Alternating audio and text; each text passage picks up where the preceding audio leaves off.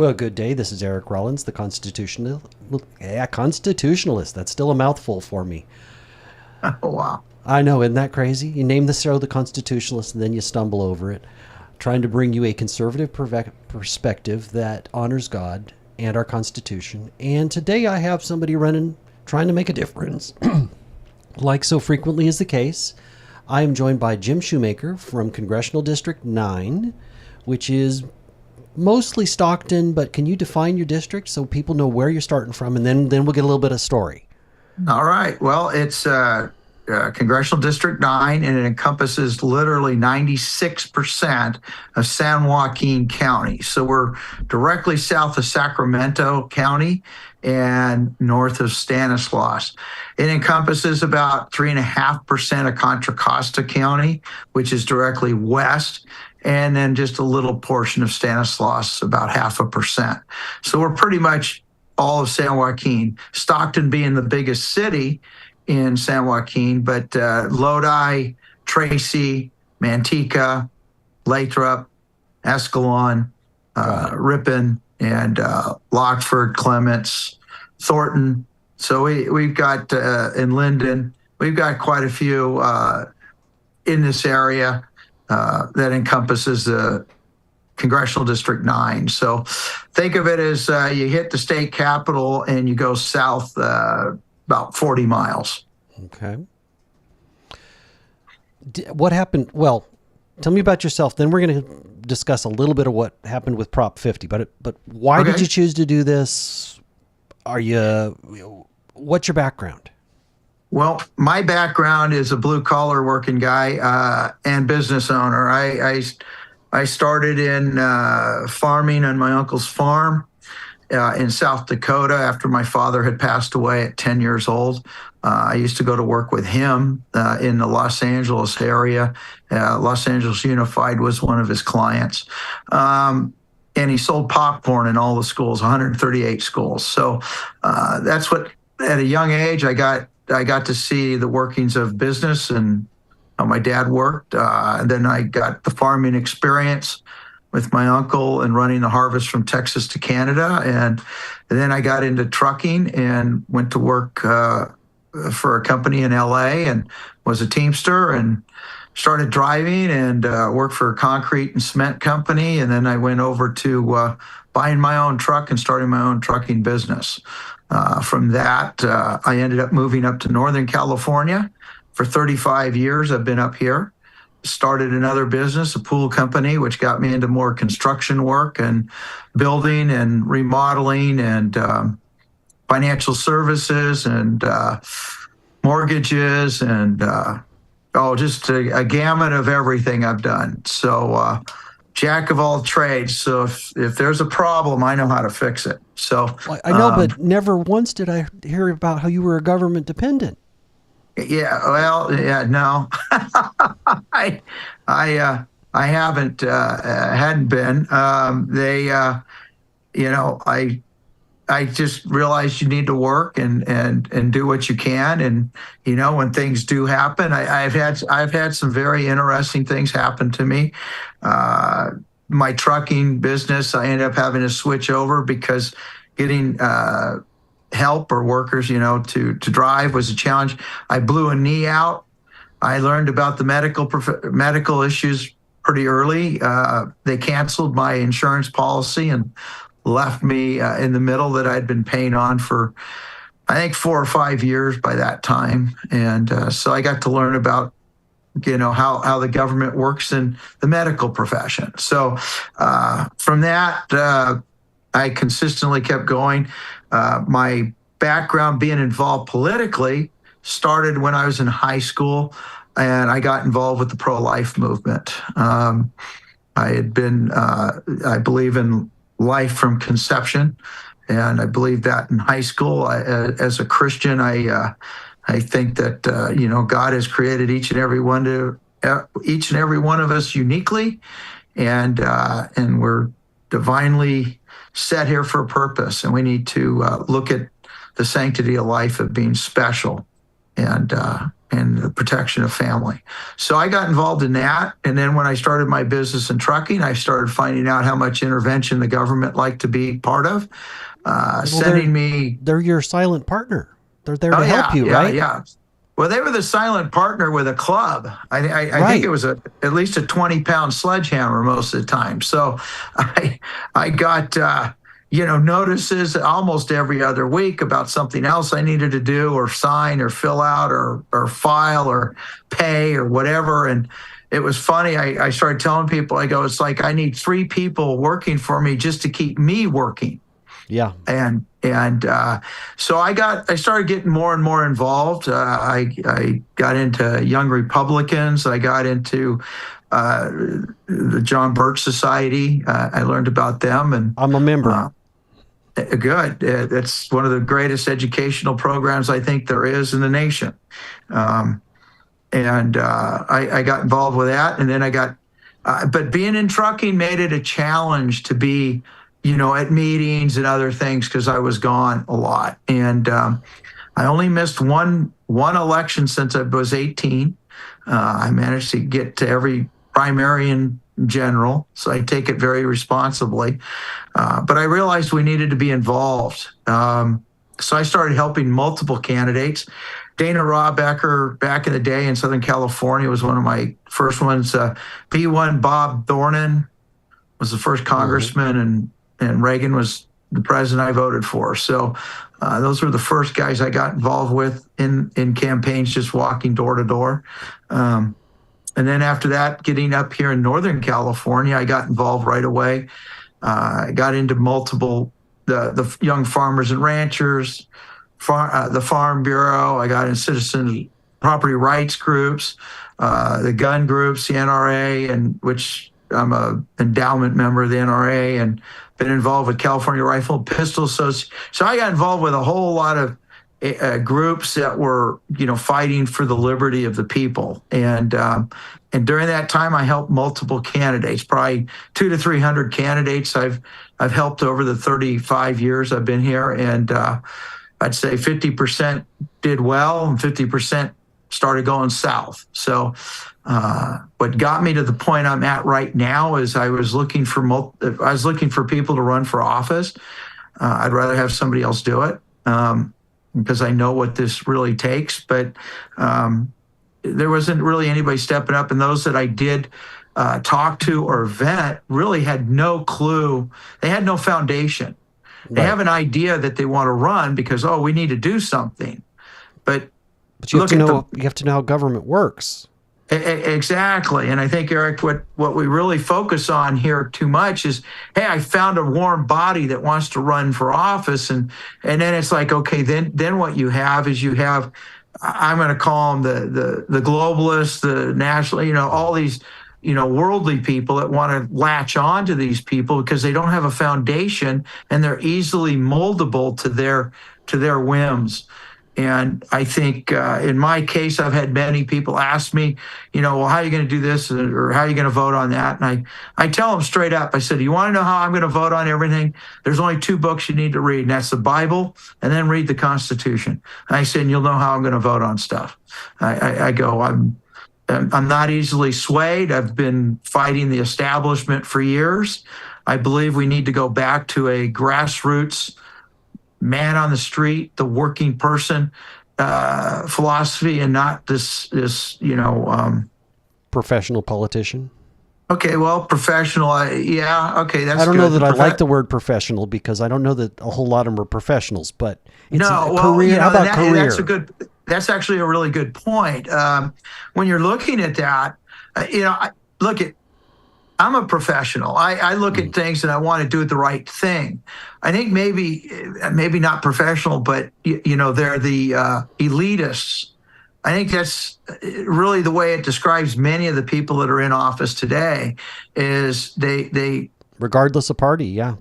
Yeah, no, exactly. I mean, I tell people I'm a Republican.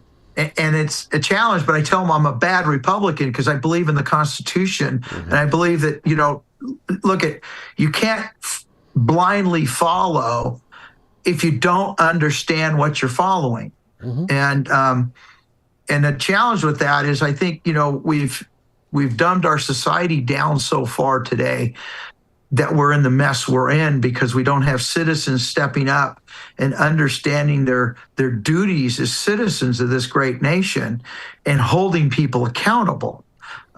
Over the last, I was also president of the California Republican Assembly here in San Joaquin County for over 15 years, and I'm a vice president at the state level with the organization. And I got involved with that because, it's still part of the Republican Party. No, but it's the conservative part of the Republican Party. Also happened to be in that group. Oh, there you go. Well, and that's the point. I mean, we stand for the principles and the values of what we're supposed to be doing. Mm-hmm. And I go, no group and no faction is perfect. But the thing is, at least we're trying to do the best we can as we move forward and find good people to run and be in office and follow their oath of office.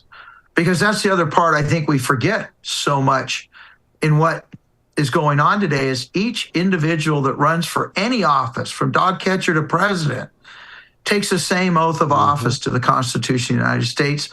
Regardless of which book they swear on. That's right. Exactly. Now, I am very favored to the Christian Bible and that is the foundational principles of our nation and our government. I think we've very on purpose have turned away from that. I mean, 50, 60 years ago, throwing the Bible out of schools and everything else, by a Supreme Court that I believe was truly evil. But that's shifted now. You're aware that they can come back. Supreme Court has weighed in on this one again. Yes. Now, I don't want to get too sidetracked on this one because how did your district change with Prop 50? Well, my district, I swear, if I really was a big conspiracy theorist, how old I am, I would swear they really cut this district up to take me out. As I mentioned, San Joaquin County is 96% of currently, as it sits right now before they redo it. I'm known in every portion of this district. I've been all over this district in 35 years. I have great name identification here. Now, under the new proposal under Prop 50, they're going to cut up San Joaquin County into 5. I said 5 congressional districts. Not 2, not 3, but 5. Lodi, where I'm out of Lodi, they're taking Lodi and splitting it into 3. Right. They meet at one corner where you could stand in if you just took a couple steps. Exactly. You could move from one to the next. Exactly. Yeah, there's one street in Lodi, you can be in all 3 districts. So, the challenge with that as we're looking at it and we're analyzing it, it looks as though it's still a plus. It's a plus 11 Democrat right now. Okay, that's what they're bringing it to. It was a +1 to +2 Democrat before Prop 50. And we were, honestly, I ran for state Senate the last time. I received the highest vote count out of any Republican candidate within literally 100-mile radius of us running for the state Senate. I won all of San Joaquin County and actually would have won the congressional seat if I had been running for Congress at the time. Last time, I would have beat Josh Harder. So, this was the reasoning for us to jump in the race. And, a lot of people wanted us to jump in the race. As of now, they have moved most of the district over to Antioch and Pittsburgh, which is in the Bay Area, heavily Democratic over there. I would be starting from scratch, literally, to build name identification again and see what we have to do. We are analyzing it. We're looking at it. I did have an opponent that entered the race. Because, like I said, the establishment didn't want me there. So I think that from my understanding, this gentleman is supposed to announce he's going to move to another district and run in that, which I think is going to happen quite a bit. No. like I said, we're analyzing, we're considering. I have been asked to run for an assembly seat here. So you're actually a little bit in limbo. Of course, it's Thursday. We're 2 days past. 2 days a past. very disappointing election. Yes, because we had terrible turnout. It was atrocious how few Republicans turned out in this election, and it's the apathy that was out there is crazy. I'll say my team, my volunteers, and we got hundreds of volunteers on my campaign. We were walking in multiple towns every weekend and during the week to vote no on 50. The general consensus that we had was, I don't know who's really supporting the yes up here. And yet, we still didn't turn out. I don't know what it was on Saturday and Sunday. We were out in force. I honestly, I only met one person who actually got out of his truck, got out of his truck and tore up one of our no on 50 signs right in front of us while we were there. So that was the only negative I really saw in the whole. I was in the Bay Area, Cupertino on Saturday, Alameda on Sunday. Wow. And I saw very few yes on 50 signs. I was kind of shocked. When Kevin McCarthy, who's a big fundraiser for the Republican Party, very establishment, not a fan. When he jumped out of the race and said, I'm no longer going to support anything, I'm just going to run and hide, I knew we were in trouble, but I didn't think that we would lose the way we did. I thought we'd lose by a little bit, not by 2/3. It was basically 2/3. I look at that and I think, okay, how much of this could be voter fraud or whatever? And I think I look at that and I go, but the numbers were just so high. Gavin has made hundreds of millions of dollars, for his campaign to run for president from this. Right. And he can legally turn that money over to a PAC, which will support Lord Newsom. That's right. Yeah. King Newsom, you mean, right? Yeah. King, Lord. Yeah. Ruler of the realm. Yes. So the no king's king. Yeah, there you go. I mean, and that's the other part, you look at and I think how people are talking, and I'm just going, you guys got to be kidding me. This governor here has never obeyed the law. You can go back to when he was mayor of, San Francisco, and we just finished passing a constitutional amendment for, what was, marriages between a man and a woman. And he's the first one to disobey it and marry, what was it, 4,000 gay people, something like that on the steps.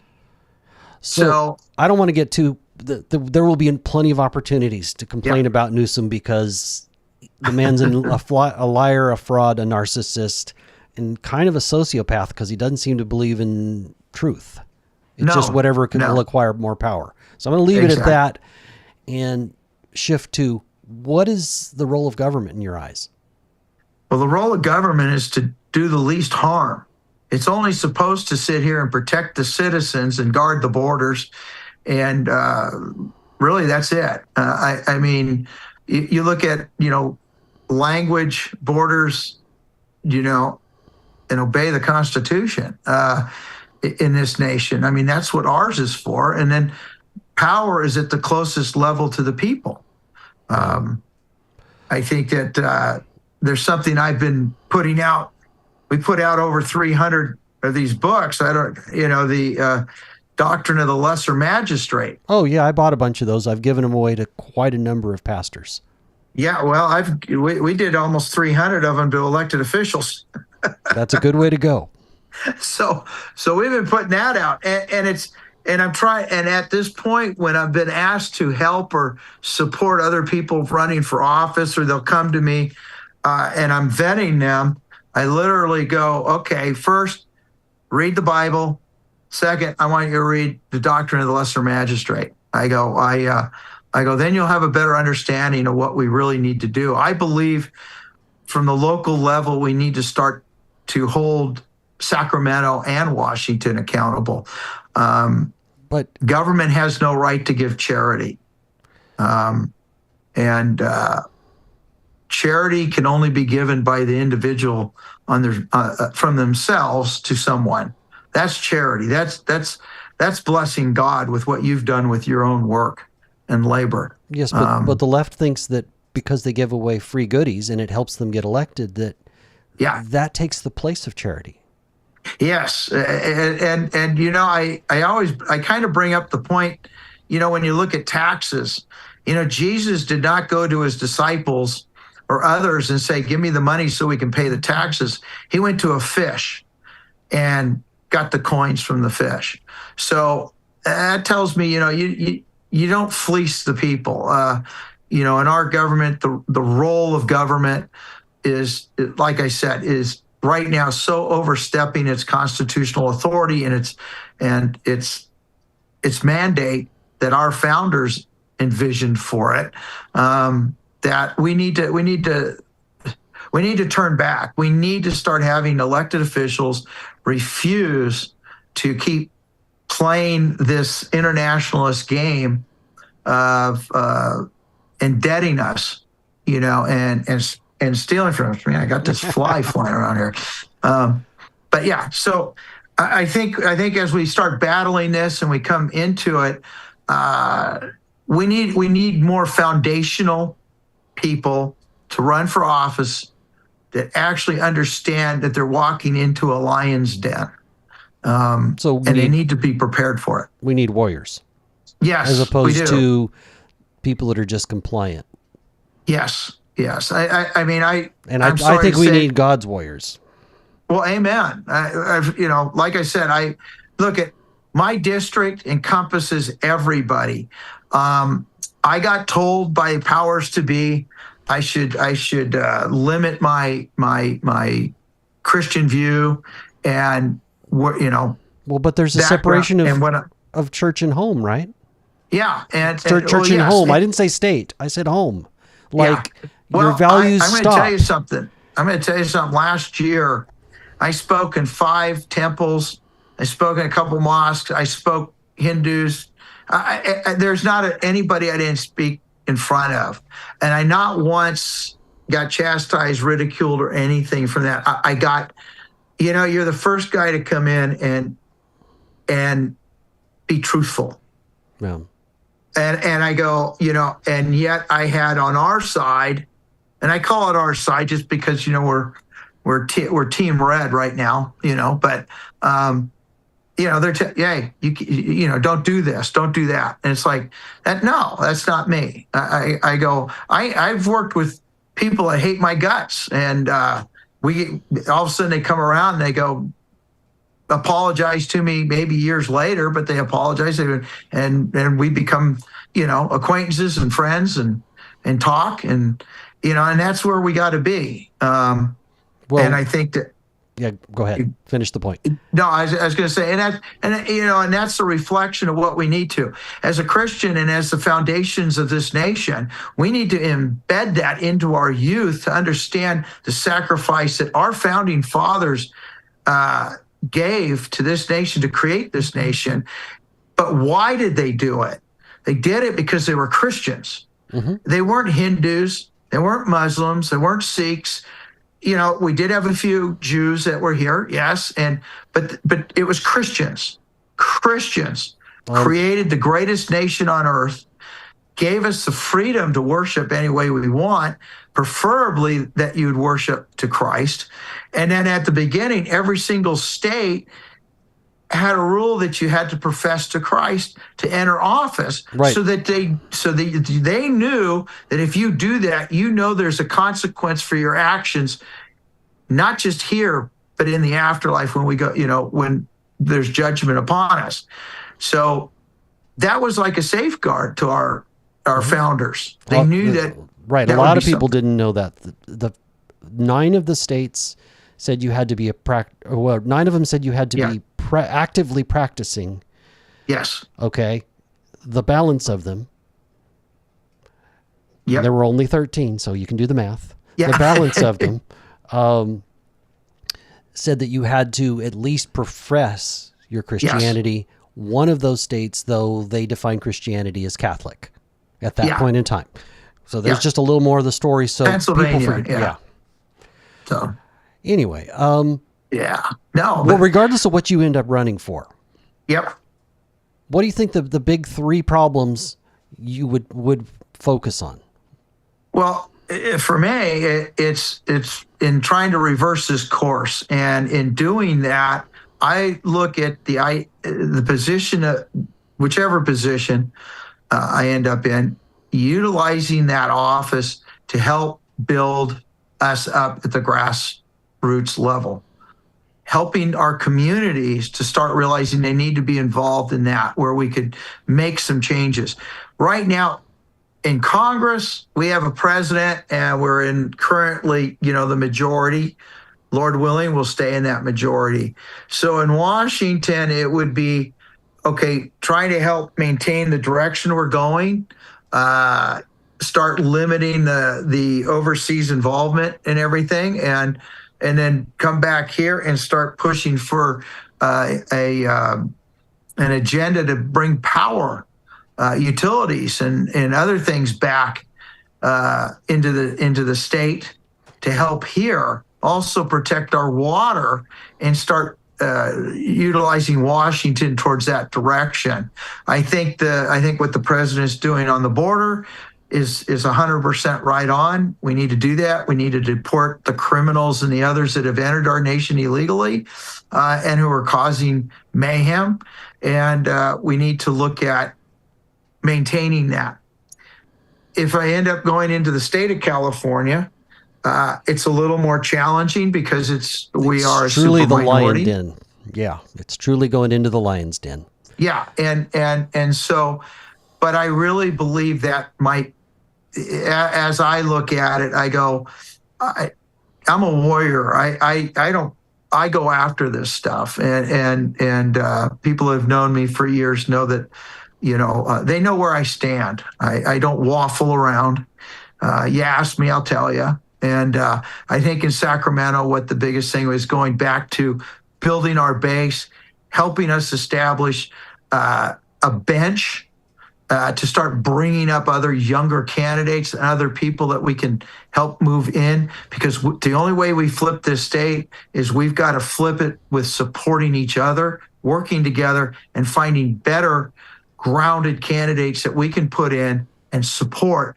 And then at a legislative level, I think there's ways to get some of those Democrats to come on board, especially because the state's going down the toilet so fast. So you believe there's still some common sense Democrats up there? Because I have my doubts. I think there's a desire for at least 10 or 15 of them. They want to keep getting elected, and they're not totally sucked in, totally. Look at the Democrats control every minute detail. In our area here, they're already looking out to 2038 and who's going to be positioned for every single seat. Mm-hmm. Okay, that's how they think. That's what they're doing. We need to start realizing we need to do the same thing, but we need to try to instill those values that we believe in, because that's the only thing that's going to save the state. So pushing some agendas, everything's marketing. And I know I've done marketing also. So the Republican Party has failed us over 20 years. We've been on a consistent losing streak. Yeah. Most of it, I believe, is because we've turned it over to consultants. Consultants don't have an interest of anybody actually winning or changing. They focus only on what they're doing.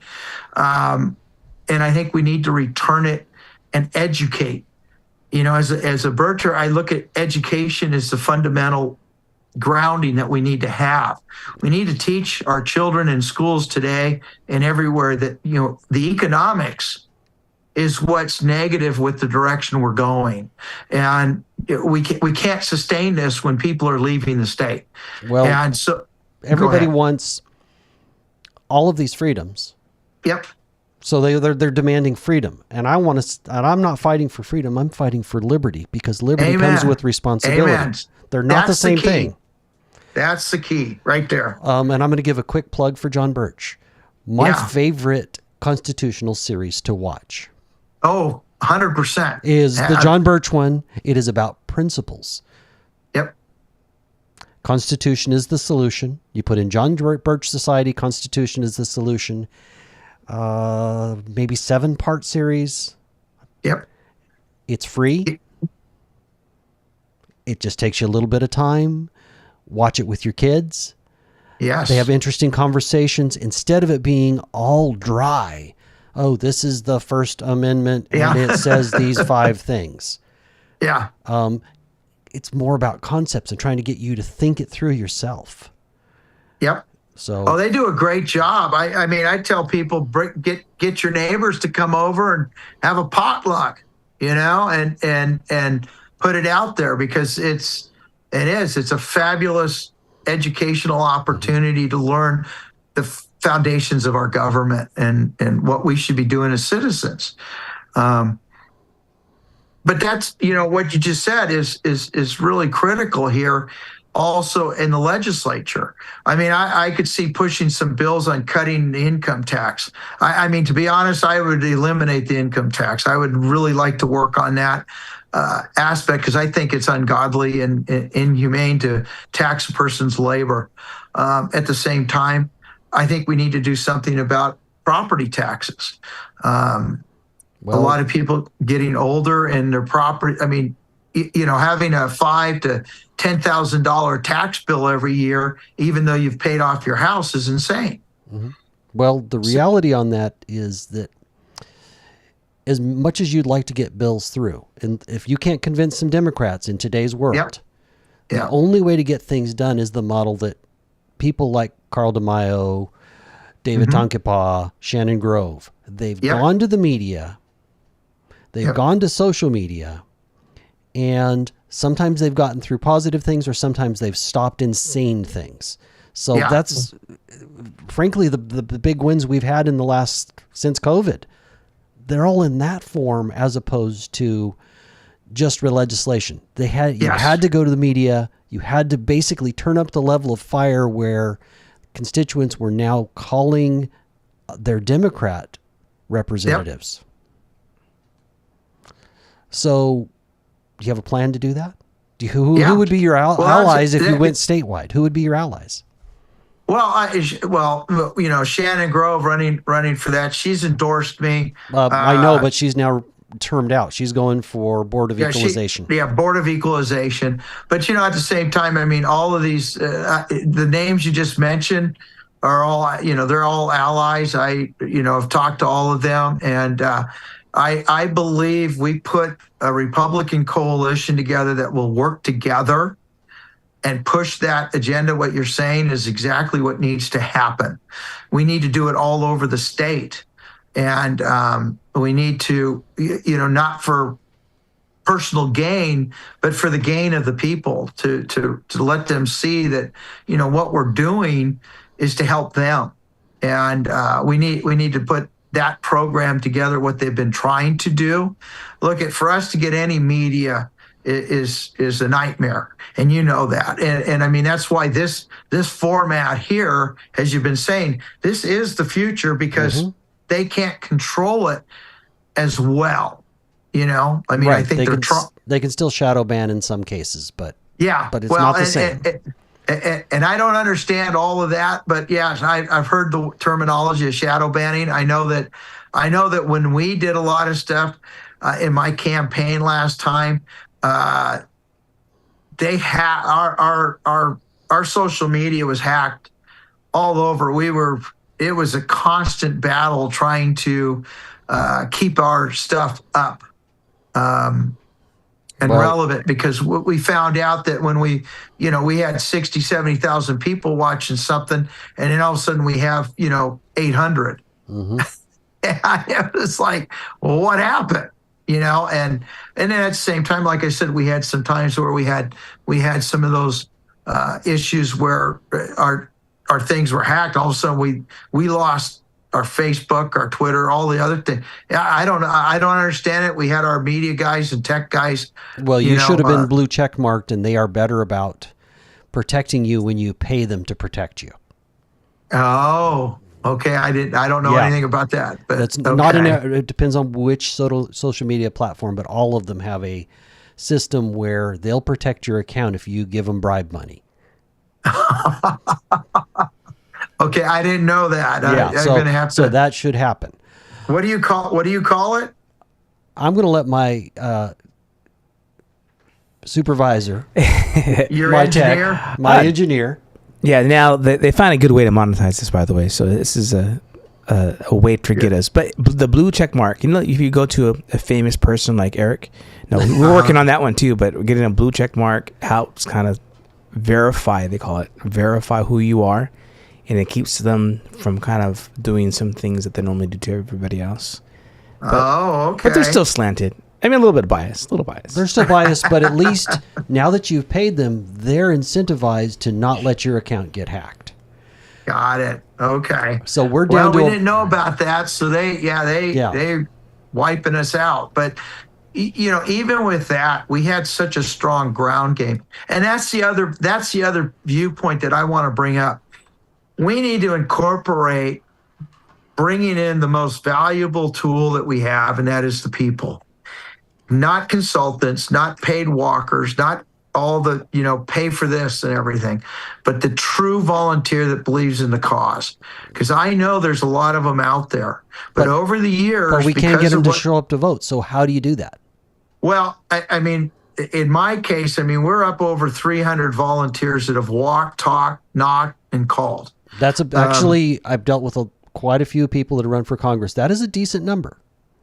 But you have to create a culture to do that. Yeah, and you got to have a candidate that they believe didn't just show up yesterday and goes, "Hey, I'm going to run. Follow me." I have and that's what I want to say is there's a lot of changes we need to make to be relevant. The social media is one of them, but also we got to look at our candidates and honestly give an honest direction. Just because you were you won the mayorship of a city, well, great. But up here, there's people in towns that are 10 miles away don't know who you are. Mm-hmm. Okay? But they're in your district. So just because, this is the problem we have with Washington and Sacramento consultants. What do they look at when they're looking for a candidate? Well, how much money does he have? Mm-hmm. Okay. Well, hey, he won city council, or he's the mayor of a town. All right. But what else are you looking at? Nothing. They're looking at money, and he was a mayor. So that's the assumption that this person can go win this seat. Right. Nothing about values. That's not true. Right. Nothing about values. No. Nothing about whether they're consistent, whether they go out and do the work. Yep. And so most of these guys, like I said, most of them are relying on the money. I'm going to buy the seat. So they don't have any real loyalties or anything to the people. Okay. Now you go find a candidate, and I'm going to use myself as an example. I've been around 35 years here. Every single corner of this county, someone knows my name or knows me. Every part of it. Okay. Doesn't mean I know all 780,000 people that make up this county, but somebody knows my name or knows who I was, or I was in their group, or whatever it was. But that's 30 years of building that. Right. We have people that are jumping in races, and and I'm working with 3 candidates right now. I'm working on a couple others to run for an assembly seat and also run for city council and board of supervisors here. And I get told, only focus on you. And I go, well, I've never done that. I go, we need to get good people everywhere, and we need to work together, which then that $1 that's donated to me is like spending $100 to any other campaign, because we're that efficient. And I respect people's donations, where other candidates, and this is the other thing that we got to start reminding people. A lot of these people that Washington comes down upon high and says, we know better than you. We know everything there is to know about everything.